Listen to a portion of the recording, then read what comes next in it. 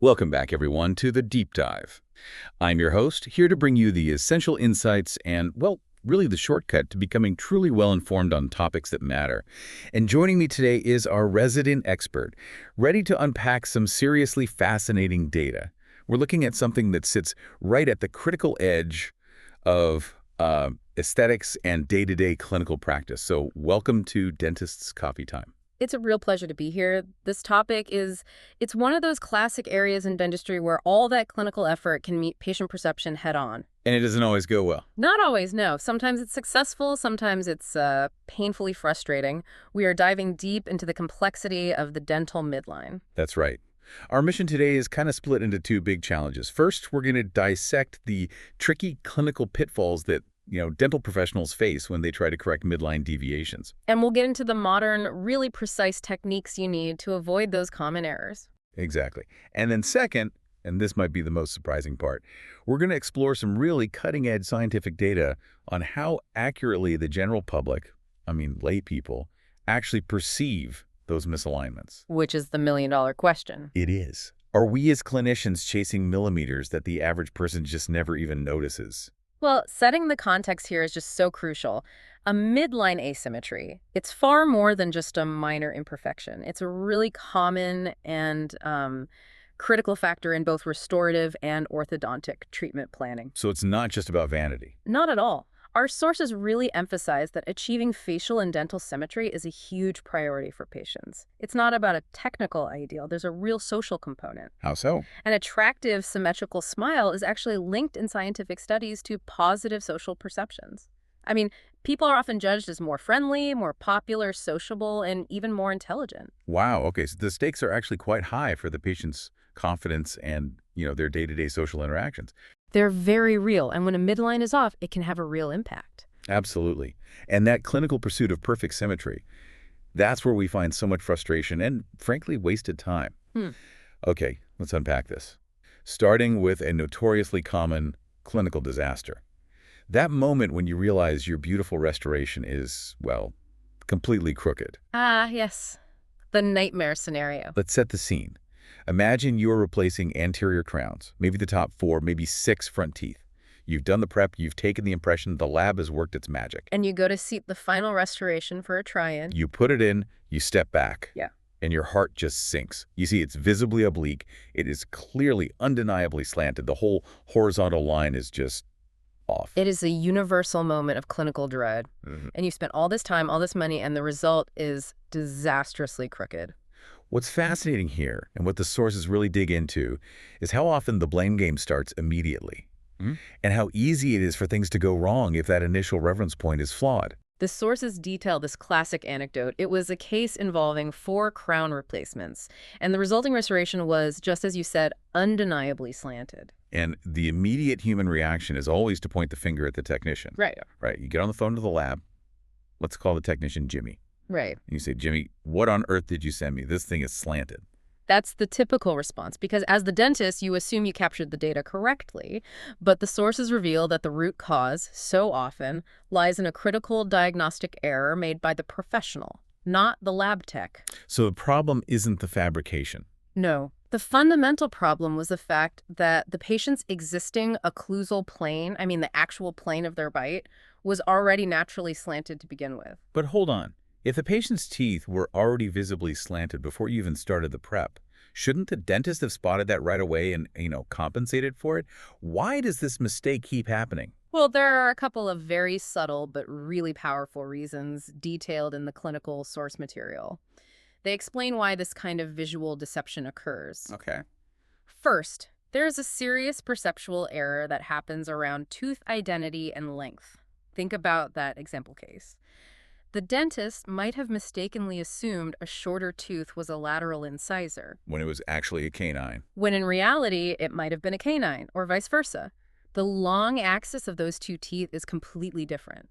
So if you lose your reference point, if you mistake a tooth that's supposed to be long for one that's supposed to be short, you lose your entire visual anchor. You lose your whole frame of reference for the horizontal plane. Exactly. You just accept the existing slant as, normal variation for that particular patient. That makes perfect sense. If you're just focused on the margin in the prep, you're absolutely losing the forest for the trees. You are. And the second major factor is your working position.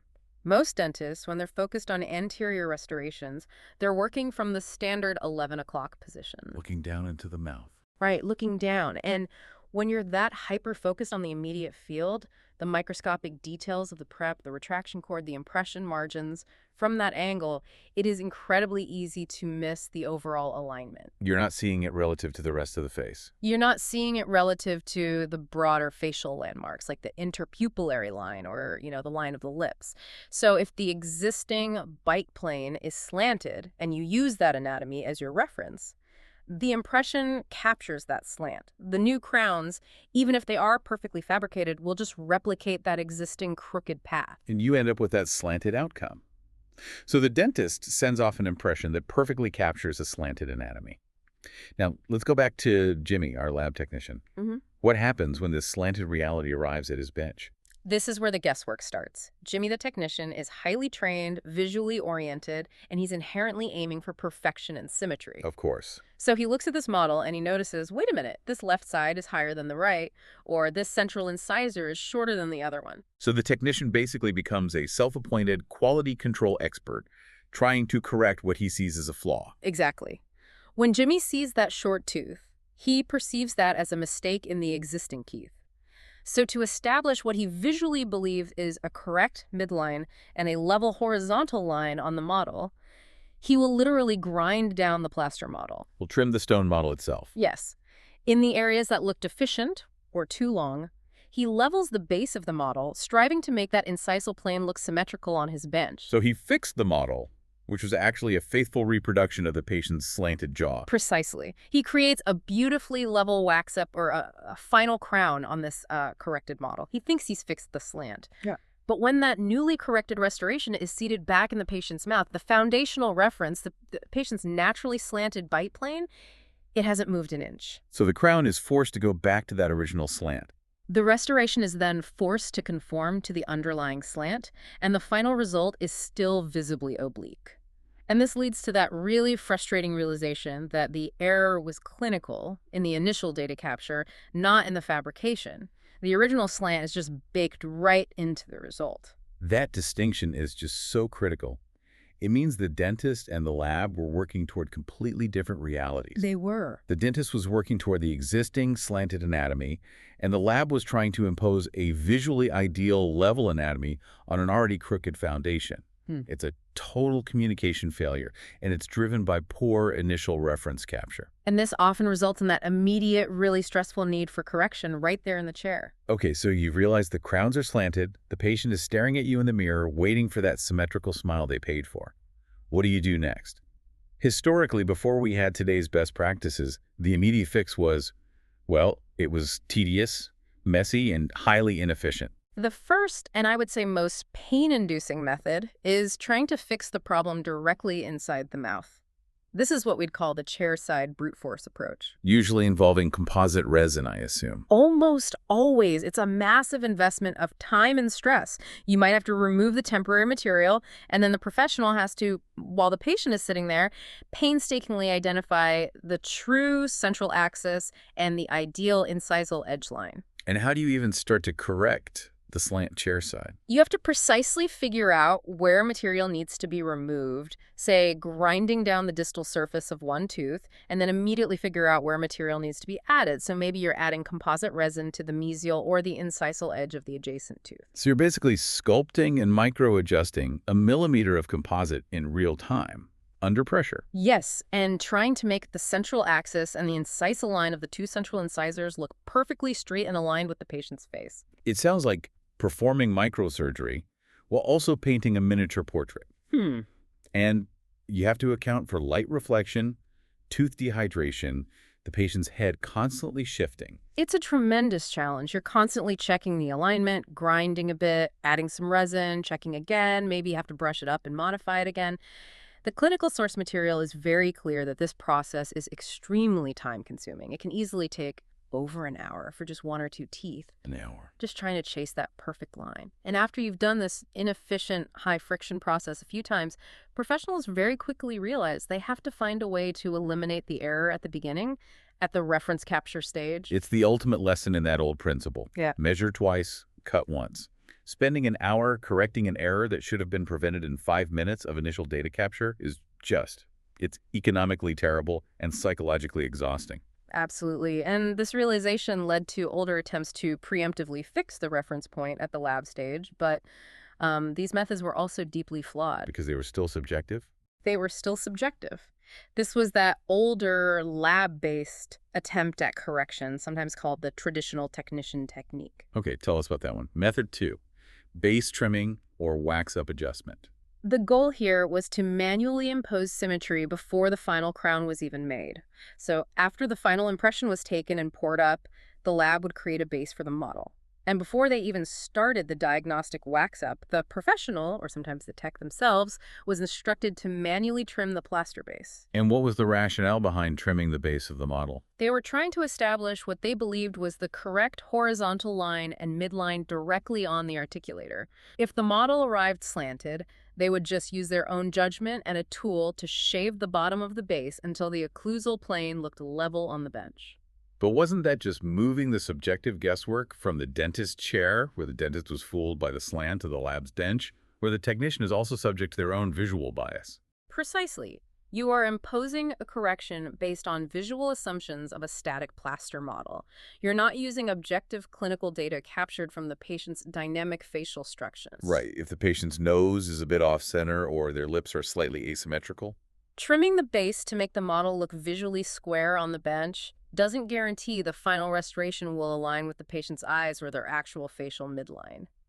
The source material explicitly critiques this. It calls it an old method and stresses that it should be completely avoided. So it reinforces the need for newer, data-driven, objective techniques. Yes, subjectivity, whether it's chairside or benchside, is the enemy of accurate aesthetics. This brings us to the modern preferred methodology. To really solve the slant problem, we need an objective device that captures both the horizontal and the vertical references at the same time, overriding the patient's existing asymmetry. And the sources strongly advocate for a device known as the bite stop. The bite stop technique is absolutely essential. It fundamentally changes the goal of the registration process. You're no longer just capturing the patient's bite position. You are capturing the crucial aesthetic reference lines. The horizontal reference line and the midline. All in one standardized action. For anyone who might not be familiar with it, can you describe what a bite stop looks like and why it's so much better than, say, a standard impression or even a Facebook transfer in this specific context? Well, a standard Facebook is excellent for relating the maxillary arch to the condyles to the hinge axis, but it can still struggle with that horizontal orientation relative to the facial midline unless it's indexed very carefully. The bite stop, however, is designed to be seated directly in the patient's mouth. And it gives you a flat plane to look at. It gives you a flat plane that's visible to both the dentist and the patient. It's usually a U-shaped device that just captures the incisal edges. So how does the procedure guarantee that horizontal accuracy, especially when the patient's existing bite is crooked? The critical element is the active, non-passive guidance. It involves the lips and, importantly, the dentist's frontal perspective. The dentist has to stand directly in front of the patient, a view they rarely use during prep. Right. They insert the bite stop, and then critically, you use the patient's lips and facial muscles to guide the appliance.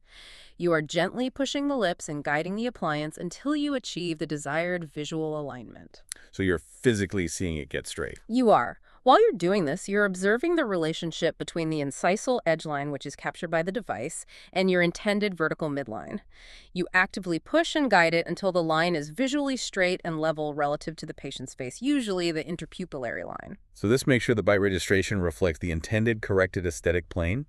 It completely overrides the patient's existing slant. It does. It's a very direct, common sense solution. You're physically forcing the reference to be level. Okay, so once you have that ideal position locked in, what specific reference lines do you have to mark on the appliance before you send this crucial information to the lab? This is the most critical communication step. It's essential for preventing Jimmy, the technician, from guessing. The sources recommend pressing or marking 3 redundant reference lines onto the appliance. 3 lines, okay. First is the midline. This is your primary central vertical line, often marked very clearly, like with a capital M or a distinct vertical score. Got it. Number 2. Number 2 is the alar line. This gives you a secondary vertical reference. Yeah. It's a vertical line dropped down from the outer edge of the nose wing, the alar base. Using the alar base gives you a soft tissue landmark that helps verify the central facial midline. And the third line. And third, the horizontal reference line. This is described in the sources as the most important line for this specific problem. This is the line that confirms the non-slanted outcome relative to the patient's face. Why the redundancy, though? Why 3 lines when we're really just concerned with the midline and the horizontal plane? Well, using 3 lines gives you verification and certainty. If the professional is slightly off on the main midline mark, the lab has the alar lines, and most importantly, that clear horizontal line to cross-reference and confirm the orientation. I see. So if you only provide a single midline mark, but the appliance still looks a bit skewed. The lab might still be tempted to guess and trim the base. The priority here, above all else, is establishing that horizontal alignment. So the core lesson, derived from all that painful chairside correction, boils down to a single instruction for the lab. Capture the horizontal plane definitively. Absolutely. The clinical experience teaches us a profound lesson. For all anterior restorations, you have to provide the lab with a clear, verifiable horizontal reference. The sources call this the horizontal B-line. The horizontal B-line, that's a perfect actionable phrase. It is. It's a term used to differentiate it from just a standard positional bite registration. And how does receiving this B-line dramatically change the lab's process? It just eradicates the fundamental error. This explicit horizontal B-line prevents the lab from making that fatal assumption that the model is level. It stops them from manually adjusting the plaster model base. So instead, they have to align their work to that dictated line. Precisely. They must align their fabrication precisely to the horizontal B-line you provided. The lab technician knows definitively how to mount the models on the articulator and where the horizon lies, ensuring the final product reflects the intended straight alignment, not the existing crooked one. So that single step, providing the horizontal B-line, is the barrier between success and that hour-long chairside correction nightmare. That's it. So while the bite stop gives you that essential physical reference, the evolution of aesthetic dentistry naturally moves into the digital realm. The sources detail a highly advanced method that leverages digital photography and specialized software To provide the maximum amount of reliable, objective, and redundant information to the technician. This really is the ultimate solution for complex cases. It seems like the next logical step. The digital workflow is fundamentally about maximizing communication and minimizing any subjective interpretation. And providing irrefutable objective data. It does require professional-grade cameras like the high-resolution setups mentioned in the sources, specific Sony models, and sophisticated digital smile design software, often called DSC or similar planning tools. So let's walk through the steps of this digital data collection. What photos are essential and why? You need several critical views. First, a high-quality full-face photo for overall context. Second, a close-up reference photo of the smile. But the real key is to provide stable anatomical references that are outside the mouth.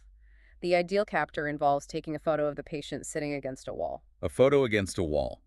Why is a simple wall background so important here? Because the wall provides a static, reliable vertical line.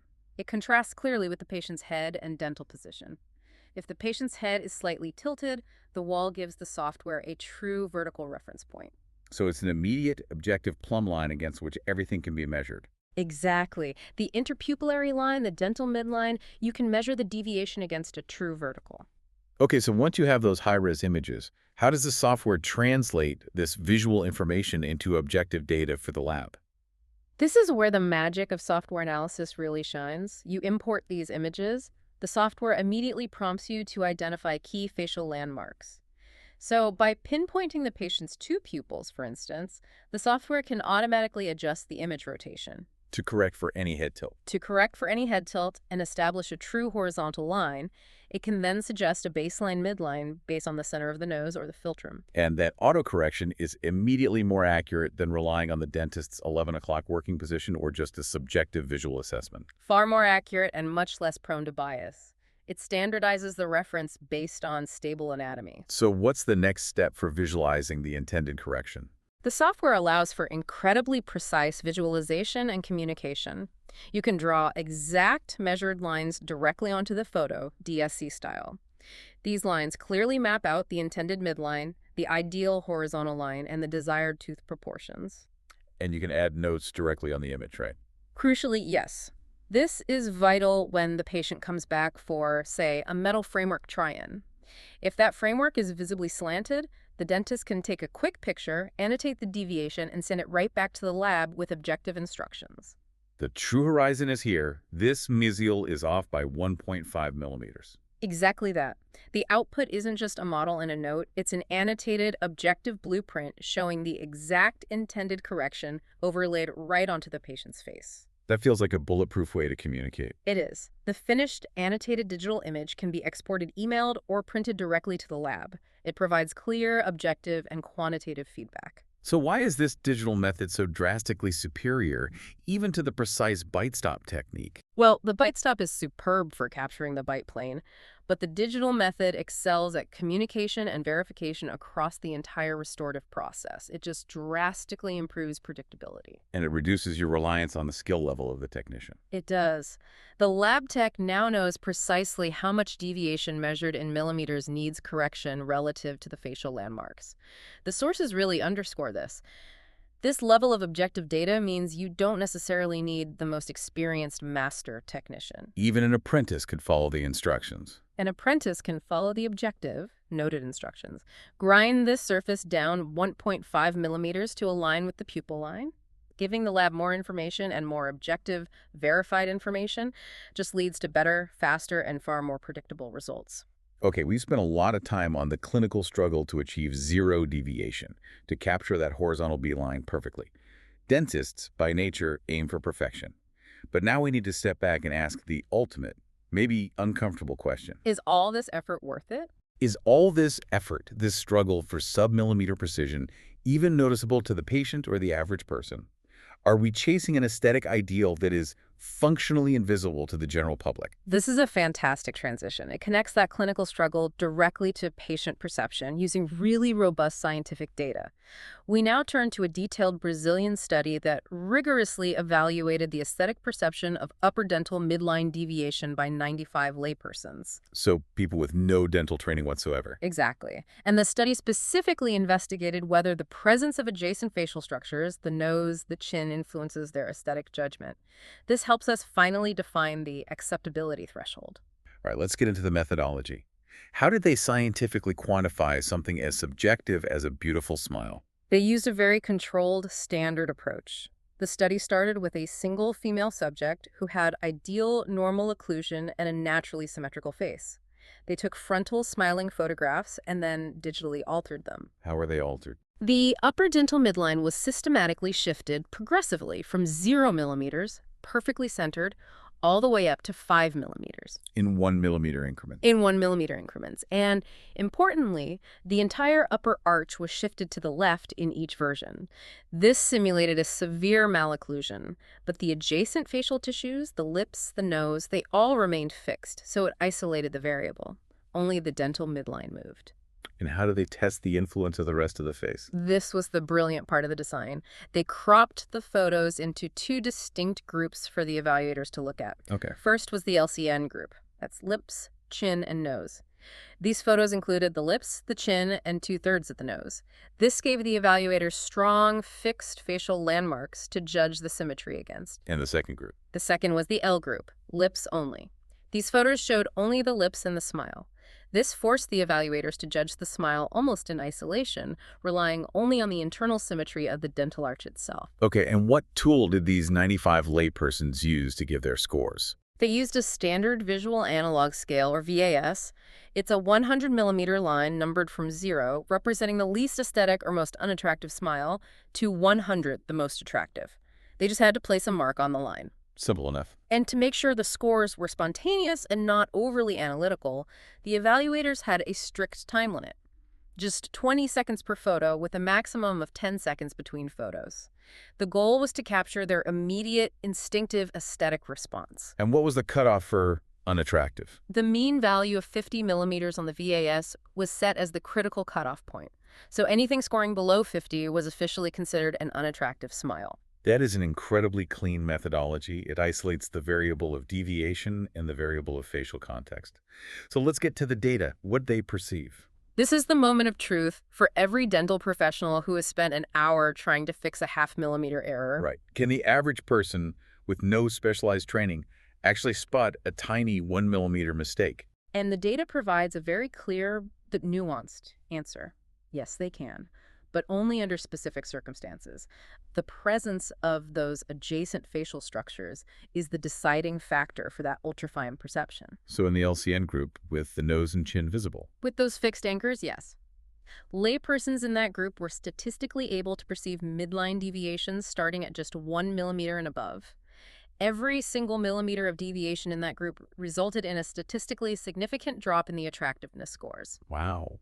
When the eye had the full facial reference, public perception was remarkably sensitive. That is genuinely surprising. It suggests that when our brain can compare the dental axis to the fixed axis of the nose and eyes, we are very accurate at spotting minimal deviations.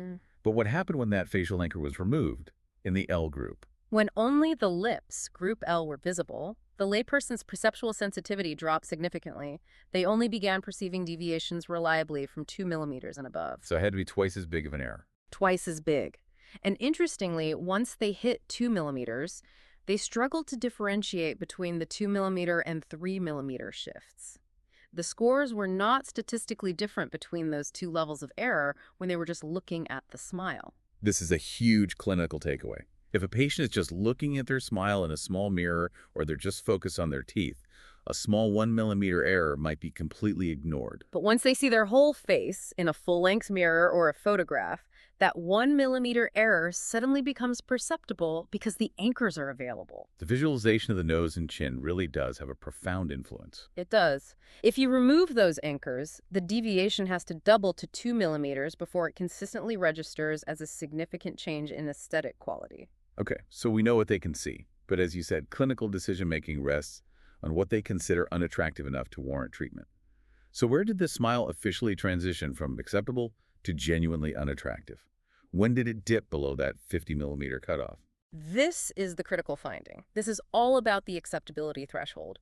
Because even though they could perceive small deviations, the mean VAS score only crossed into that unattractive category below the 50 millimeter threshold at a much, much higher deviation level. It's the difference between spotting an imperfection and actually penalizing it severely. Exactly. The researchers used a linear regression equation derived from all the scoring data. I won't bore you with the math. Please do. Okay.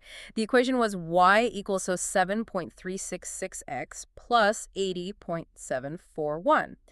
This models the relationship between the amount of deviation, which is x, and the attractiveness score, which is y. So they just solved for when y equals 50. They solved for the deviation required to make the attractiveness score equal the 50 millimeter threshold, and the calculated deviation was a staggering 4.17 millimeters. Over 4 millimeters. That is a monumental gap between what they can spot, which is 1 millimeter, and what they consider genuinely ugly, at over 4. This result is paramount for guiding treatment planning. It confirms that a patient can have what a layperson considers an objectively beautiful smile, or at least one judged as above average in attractiveness, even with a relatively large perceptible midline deviation of up to 4 millimeters. This helps explain why older studies might have had conflicting results. It does. They might have focused too much on clinical perception rather than layperson acceptability. And just quickly, let's talk about the strength of that data. The sources noted the correlation was nearly perfect. Oh, the data was extremely strong. The study found an almost perfect, strong negative correlation coefficient. R equals 0.9963 between the amount of deviation and the score. So the amount of deviation explained 99% of the variation in the scores. 99.26%, yes. So even though the photos were randomized and the assessment time was fast, the evaluators were incredibly consistent in penalizing greater deviations. It just confirms the reliability of that 4.17 millimeter threshold. The public knows what it likes and consistently dislikes larger errors, but they are very forgiving of minor ones. This brings us to a powerful synthesis, connecting the two halves of our deep dive. On one side, you have this intensive clinical effort, using the bite stop, the DSC software, the horizontal beeline all to prevent or correct 1 millimeter deviations caused by these subtle anatomical slants. And on the other side, you have scientific proof that the public, unless they're given the full facial context, doesn't even perceive 1 millimeter and only considers the smile truly unattractive when the deviation surpasses 4 millimeters. It's a huge disconnect. It is. For professionals that drive for clinical perfection for that 0 millimeter deviation, it's intrinsic to our training. But the ultimate treatment plan has to be a negotiation between that technical ideal and the reality of public and patient expectations. So this study basically gives you justification for not over-treating minor discrepancies. A very significant justification, yes. Aggressive, complex, or prolonged treatment required to correct a deviation from, say, 2 millimeters down to 1 millimeter. It might not be worth the massive increase in time, cost, and patient burden from the layperson's aesthetic perspective. Especially if that correction involves complicated mechanics or just adds months to the treatment time. Exactly. The benefit-to-risk ratio changes dramatically when you move from correcting a 4 millimeter deviation to correcting a 1 millimeter deviation. So the solution isn't to lower our standards for precision, it's to apply that precision strategically. That's a great way to put it. We must master that initial data gathering using the bite stop or digital photography to capture the horizontal beeline, to avoid the massive 4 millimeter discrepancy that truly harms aesthetics. We have to prioritize preventing the slant. And once that slant is prevented, we can avoid obsessing over the residual 1 millimeter deviation that only experts or laypersons doing a critical full facial analysis can even spot. This knowledge allows the professional to maintain high clinical standards while making informed, patient-centered decisions. It gives you the confidence to say, clinically, we could spend 6 more months moving this 1.5 millimeters, but aesthetically, the data shows the smile is already highly acceptable and attractive to the general public. It prioritizes patient satisfaction and efficiency over an invisible technical ideal. It does. That provides incredible clarity for both restorative and orthodontic planning. A perfect place to wrap up our deep dive into the midline myth. We always like to leave you with something to consider as you finish your coffee. I'm ready. Here is our final open-ended question for you to mull over. Given that the general public only truly considers a smile unattractive when the midline deviation reaches over 4 millimeters, and 1 millimeter deviations are only consistently noticed when the full facial frame, the nose and chin is included, how should this knowledge shift a dental professional's criteria for recommending complex, time-intensive midline correction procedures? Specifically, when does achieving technical perfection cross the line from clinical necessity to overtreatment? A provocative thought indeed. Thank you for tuning in to Dentist's Coffee Time. Bye-bye.